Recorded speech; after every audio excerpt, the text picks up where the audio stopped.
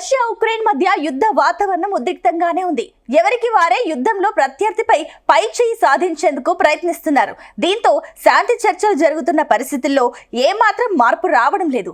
అయితే చర్చలకు సానుకూలంగా అంటూ రష్యా, ఉక్రెయిన్ పైకి చెబుతున్నాయి. రెండు దేశాల మధ్య యుద్ధం తీవ్ర రూపం దాల్చుతూనే ఉండడం ఇరు దేశాల ప్రజల్లో ఆందోళన కలిగిస్తోంది. గత 24 గంటల్లో ఉక్రెయిన్ పై తమ బలగాలు చేసిన దాడుల్లో 1430 మందికి పైగా ఆ దేశ సైనికులు ప్రాణాలు కోల్పోయినట్లు రష్యా రక్షణ మంత్రిత్వ శాఖ ప్రకటించింది. ఈ పరిణామాల వేళ రష్యా గురువారం ఉక్రెయిన్లోని ప్రైలుకీ నగరంలో డ్రోన్ల దాడి జరిపింది. అవి నివాస ప్రాంతాన్ని తాకాయని, ఒక ఏడాది బిడ్డతో సహా 5గురు మృతి చెందారని అధికారులు వెల్లడించారు. ఆ నగరం ఉక్రెయిన్ రాజధాని కీవ్కు 100 కిలోమీటర్ల దూరంలో ఉంది. అక్కడ ఎలాంటి మిలిటరీ ఆస్తులు లేవు. ఇక ప్రైలుకీతో పాటు మిగిలిన నగరాలను కూడా 103 డ్రోన్లు తాకాయని అధ్యక్షుడు జెలెన్స్కీ వెల్లడించారు.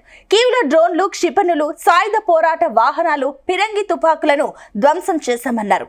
మరోవైపు 3 ఏళ్లుగా జరుగుతున్న యుద్ధంలో తమ సైన్యం దాదాపు 1 మిలియన్ రష్యన్ సైనికులను హతమార్చిందని ఉక్రెయిన్ సాయుధ దళాల జనరల్ స్టాఫ్ ఆఫీస్ ప్రకటించింది. యుద్ధంలో మొత్తం 9,90,800 మంది రష్యన్ సైనికులు మరణించారని, అందులో 1,100 మంది సైనికులు గత 24 గంటల్లో మరణించారని పేర్కొంది.